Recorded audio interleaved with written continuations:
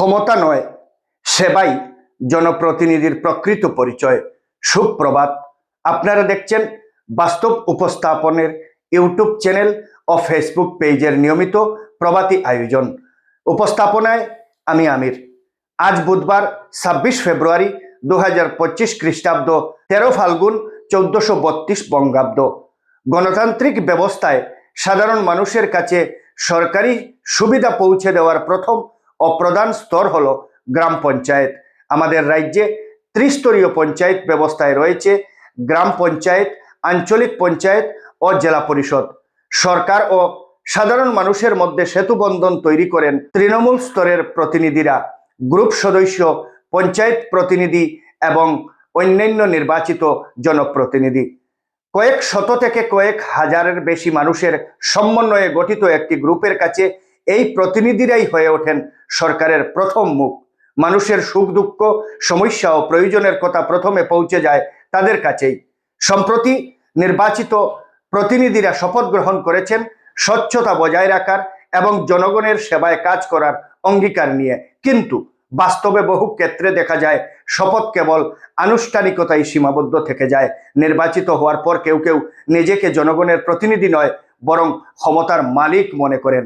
অভিযোগ রয়েছে সাধারণ মানুষের সঙ্গে দুর্ব্যবহার করার, সরকারি সুবিধা পাইয়ে দেওয়ার নামে উৎকুচ গ্রহণ করার এবং প্রকৃত সুবিধাভোগীদের বঞ্চিত করার। সরকারি প্রকল্প যেমন অরুণোদয়, প্রধানমন্ত্রী আবাস যোজনা বা কর্মসংস্থানের বিভিন্ন প্রকল্প যেগুলি প্রকৃত প্রাপকদের জন্য, সেগুলির ক্ষেত্রেও অনিয়মের অভিযোগ আকসার শোনা যায়। বহু দরিদ্র পরিবার যারা একটি পাকা ঘরের আশায় অপেক্ষা করেন দীর্ঘদিন, তারা বঞ্চিত হন। অন্যদিকে অর্থের বিনিময়ে সুবিধা পাওয়ার অভিযোগও উঠে আসছে। 100 দিনের কর্মসংস্থান প্রকল্পেও অনিয়মের অভিযোগ রয়েছে।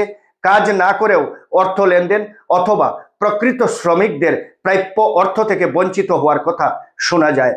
এছাড়া অভিযোগ ওঠে যে কিছু ক্ষেত্রে প্রশাসনিক স্তরের কর্মকর্তাদের নীরব সমর্থন বা উদাসীনতা এই সমস্যাকে অনেক বাড়িয়ে তোলে। ব্লক কার্যালয়, যা প্রকল্প বাস্তবায়নের শেষ স্তর, অনেক সময় সাধারণ মানুষের কাছে জটিল হয়ে ওঠে।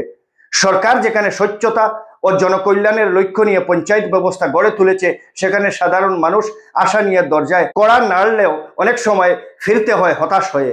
এ বাস্তবতা অত্যন্ত দুঃখজনক, কিন্তু পরিবর্তনের শক্তি রয়েছে জনগণের মধ্যেই।